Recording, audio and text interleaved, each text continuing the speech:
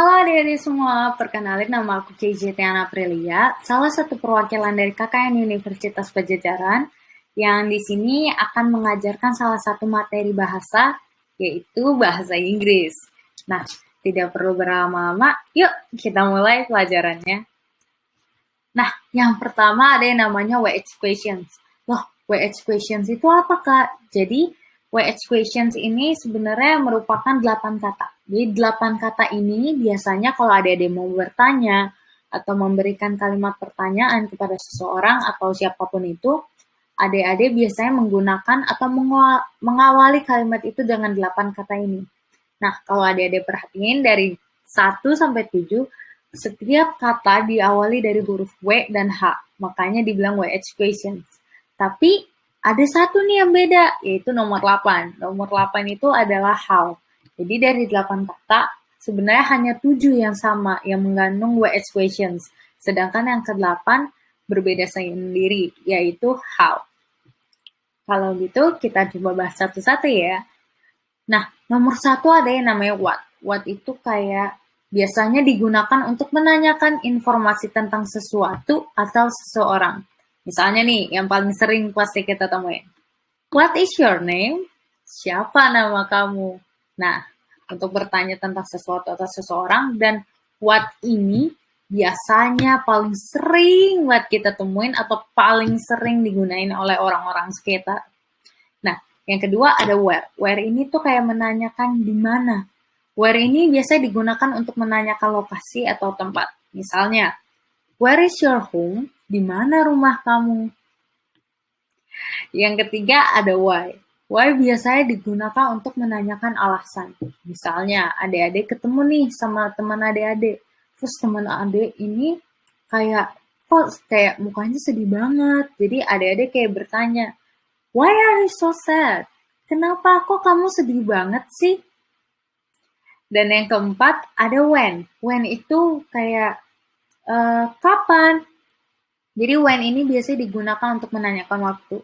Jadi adik-adik kalau bertanya dan jawabannya pasti tentang waktu, biasanya menggunakan when.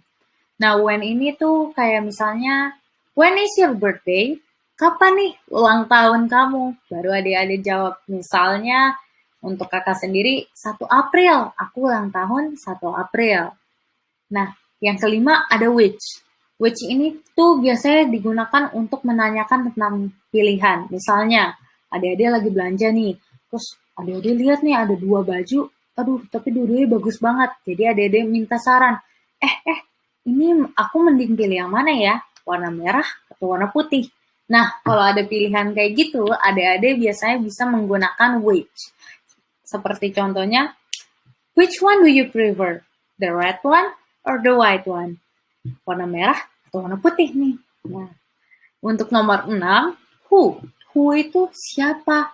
Nah, who ini biasanya digunakan untuk menanyakan seseorang atau untuk menjawab, misalnya adik-adik akan memberikan nama seseorang, adik-adik akan menggunakan who. Nah, salah satu contohnya, who is your favorite actor? Aktor favorit kamu tuh siapa sih? Kayak, dan adik-adik mungkin akan menjawab siapapun aktor yang adik-adik suka. Misalnya, Reza Rahadian atau Angga. Jadi adik-adik kalau ingin memberikan pertanyaan seperti itu bisa diawali oleh who. Nah, yang ketujuh tuh ada 2, whom sama whose. Waduh, apa tuh Kak? Bedanya sama who apa? Nah, kalau whom ini biasanya digunakan untuk menanyakan seseorang sebagai objek. Hah? Maksudnya apa Kak? Misalnya begini, whom did you meet yesterday? Siapa nih yang kamu temui kemarin? Nah, jadi ini biasanya dapat kita lihat dari jawabannya adik-adik. Misalnya, aku kemarin bertemu sama Pak Ismail.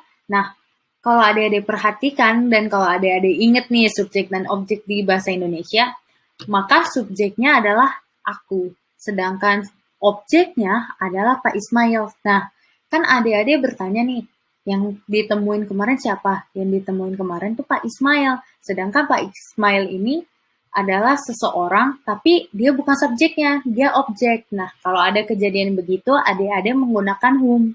Sedangkan whose Whose itu biasanya menanyakan kepemilikan benda. Misalnya, kan suka nih ada penghapus yang nggak tahu nih punyanya siapa. Nah, adik-adik kayak pengen bertanya, ini penghapusnya siapa sih? Nah, untuk bertanya seperti itu biasanya menggunakan whose.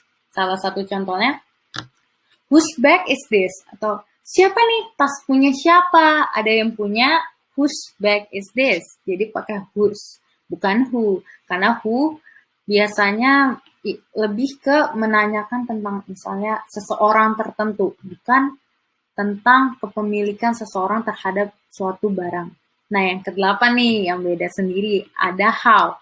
How digunakan biasanya untuk menanyakan usia, cara, jarak, jumlah, harga, durasi, dan frekuensi.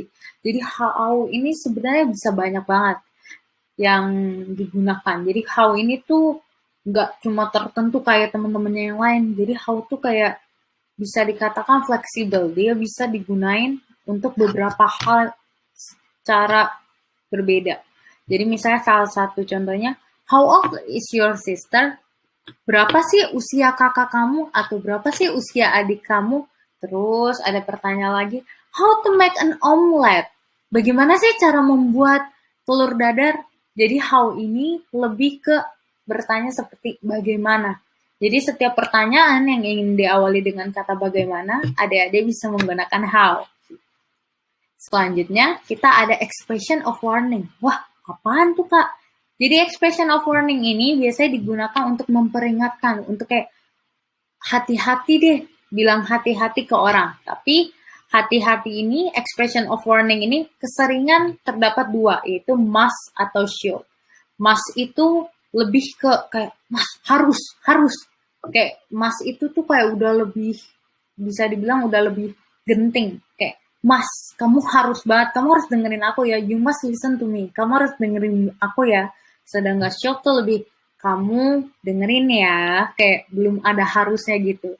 Nah, ini beberapa contohnya, jadi kayak you should atau you should not, you must atau you must not. Terus don't, misalnya, don't listen to him, jangan dengerin dia, aduh dia, ya ampun, dia hoax deh, dia hoax, jadi jangan didengerin.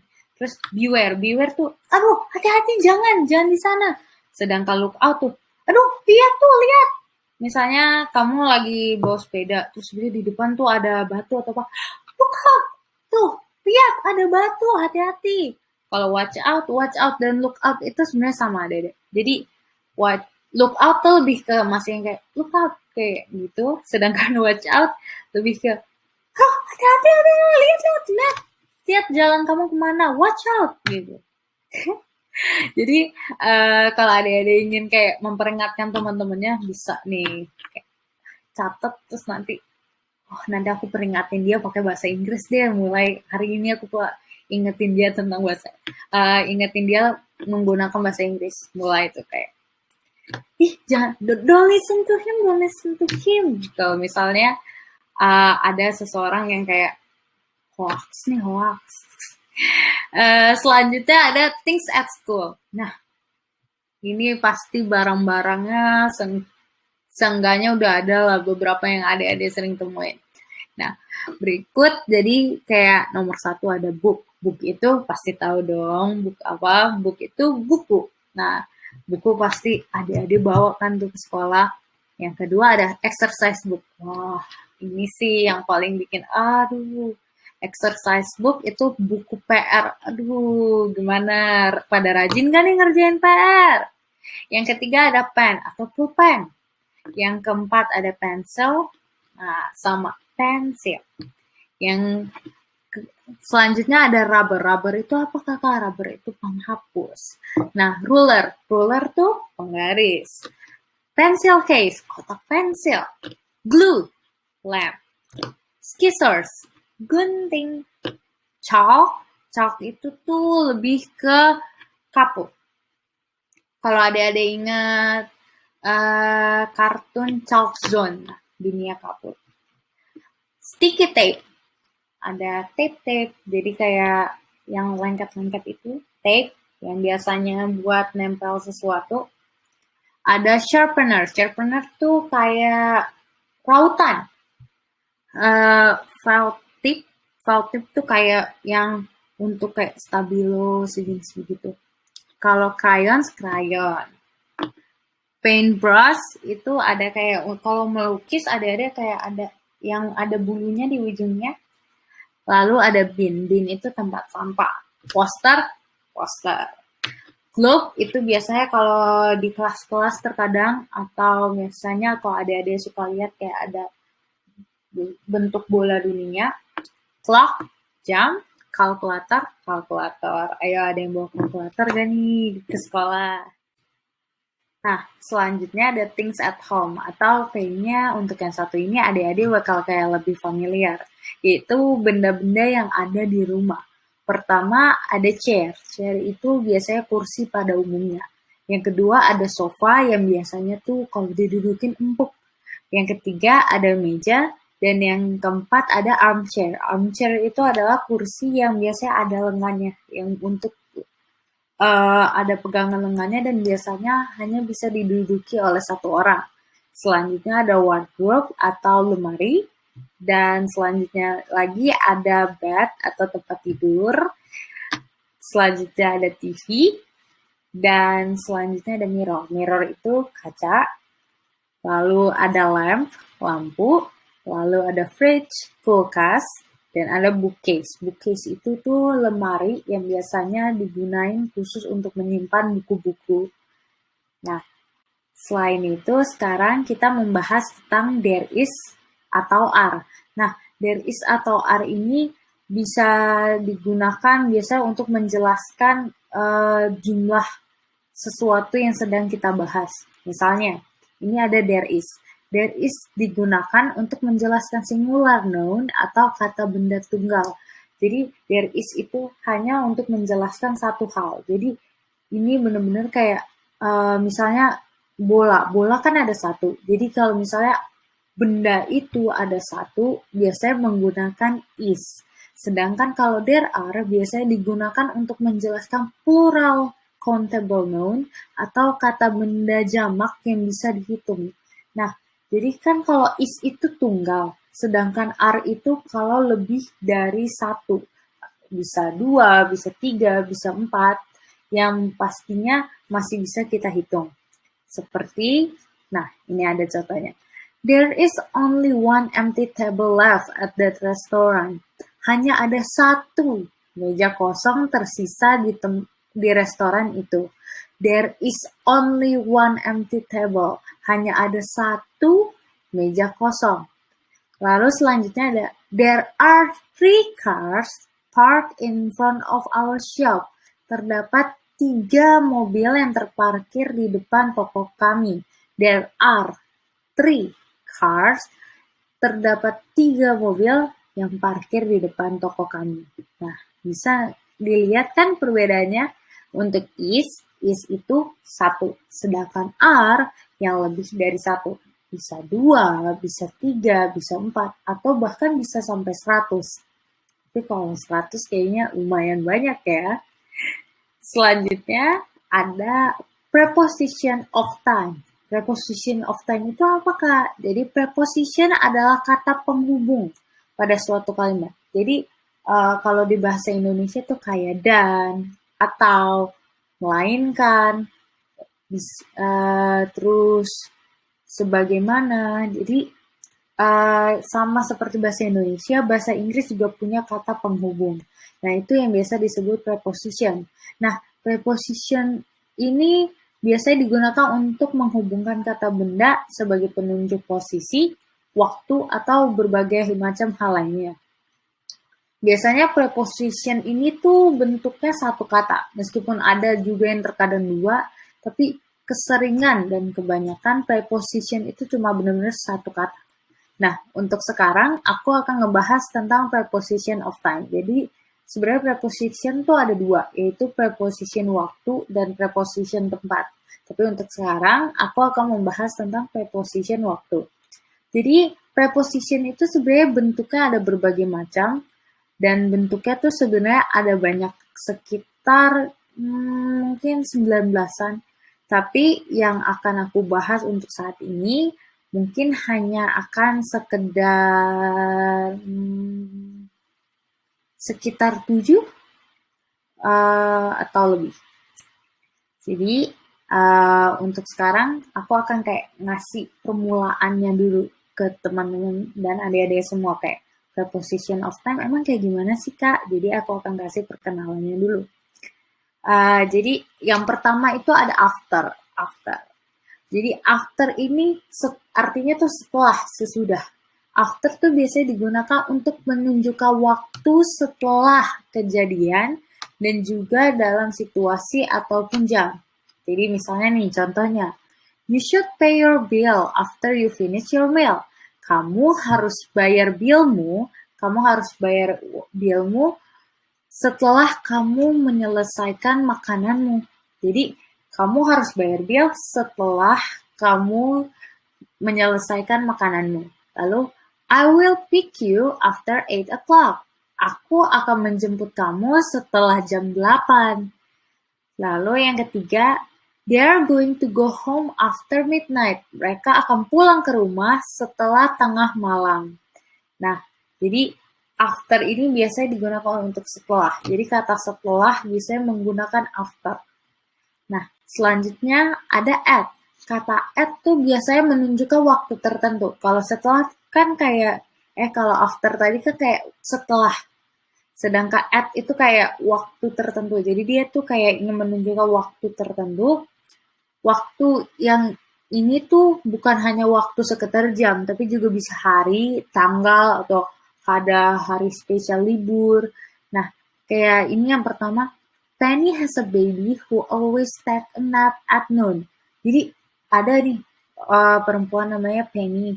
Jadi Penny tuh punya bayi, tapi bayinya ini selalu tidur ketika siang-siang hari. Jadi at noon, pada siang hari. Jadi kayak dia menjelaskan, kayak menekankan dia pada siang hari. Jadi at tuh kayak ngasih tahu nih. Jadi waktu yang ingin difokuskan itu adalah si siang hari ini. Lalu selanjutnya, I will meet you at 8 p.m. Aku akan bertemu kamu nanti jam 8 malam. Nah, jadi sama kayak yang sebelumnya, yang difokuskan di sini adalah jam 8 malam. Nanti aku ketemu kamu jam 8 malam ya. Selanjutnya, my family always gather around at 8 Alfit. Jadi, keluargaku selalu berkumpul pada Idul Fitri. Jadi, difokuskan Idul Fitrinya. Jadi at tuh lebih menunjukkan ke waktu tertentu. Ini loh pada waktu segini keluargaku berkumpul. Kayak Idul Fitri, keluargaku berkumpul. Lalu selanjutnya ada before. Nah, beda sama after. Jadi kalau after itu sesudah, before ini sebelum. Jadi after sama before tuh kayak bisa dibilang temenan tapi bertolak belakang. Kalau after setelah sesudah, before itu sebelum. Before ini biasanya digunakan untuk menunjukkan waktu sebelumnya dan situasi. Jadi, I must pray before go to bed. Aku harus berdoa sebelum aku tidur. Nah, yang kedua, sebelum tahun baru, keluargaku akan pindah ke Tokyo. Before New Year, my family will move to Tokyo. Lalu yang ketiga, Tomoko always wash her hand before eating. Tomoko selalu mencuci tangannya sebelum makan. Bisa dipahami adik-adik? Selanjutnya ada bye. Ini bye ya, bukan be atau baby. Bye. Bye ini biasa digunakan untuk mengekspresikan hingga waktu tertentu. Jadi kayak ada jangkanya itu, dan by ini kayak mengekspresikan kayak hingga waktu itu.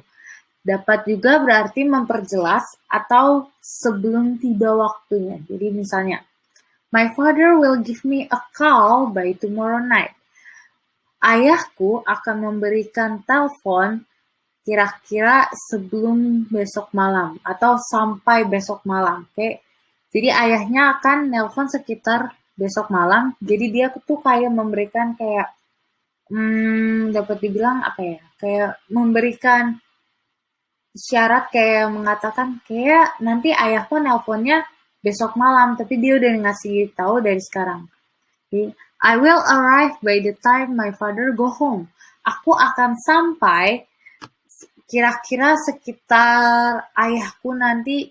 Jadi aku akan sampai rumah pas banget tuh ayahku juga lagi sampai rumah. I will move to the new office by the end of this month.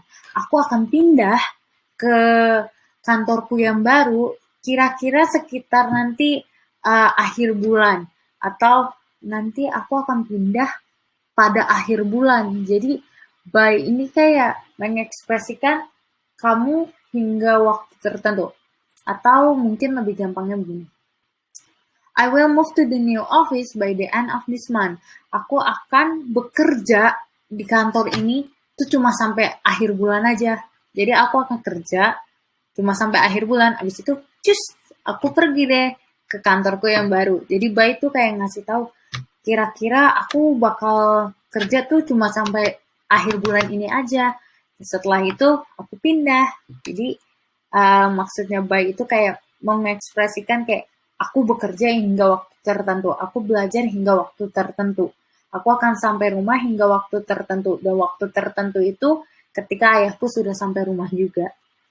Nah, selanjutnya ada during. During itu artinya selama, yang biasanya digunakan untuk menunjukkan kondisi serta waktu tertentu. Misal, I will go to Thailand during summer. Aku akan pergi ke Thailand selama musim panas.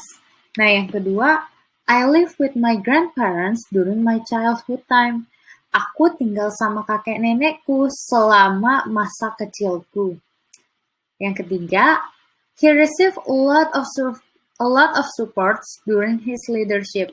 Dia menerima banyak support selama masa kepemimpinannya. Jadi, during itu lebih ke selama. Misalnya, during holiday, I keep playing with my friends. Selama liburan, aku main terus nih sama teman-temanku. Jadi during itu selama. Selanjutnya ada for. For memiliki arti selama atau untuk jam tertentu. Kata ini biasanya diletakkan di depan kata-kata yang menunjukkan rentang waktu. Jadi khusus for ini tuh jadi kayak dia tuh ngasih tahu tentang waktu dan posisi dia harus sebelum waktu itu sendiri. Jadi misalnya for Sunday, for 8 p.m. Jadi benar-benar for baru waktu yang ingin adik-adik semua tentukan. Misalnya di sini, I have waited my brother for 2 hours in the gym. Aku sudah menunggu abangku atau adik laki-lakiku selama 2 jam di gym. Jadi for ini tuh bisa mirip dengan selama, bisa juga aku udah nunggu sekitar udah 2 jam nih. Jadi for itu sebenarnya mirip-mirip sama kata-kata yang lain, cuma for ini tuh lebih kayak menekankan. Jadi kayak aku tuh udah nunggu 2 jam. Terus selanjutnya ada I have been practicing guitar for a week. Aku nih udah belajar gitar selama 1 minggu. Yang ketiga, I like to prepare for a week before test. Aku nih orangnya suka mempersiapkan atau belajar sebelum 1 minggu sebelum tes.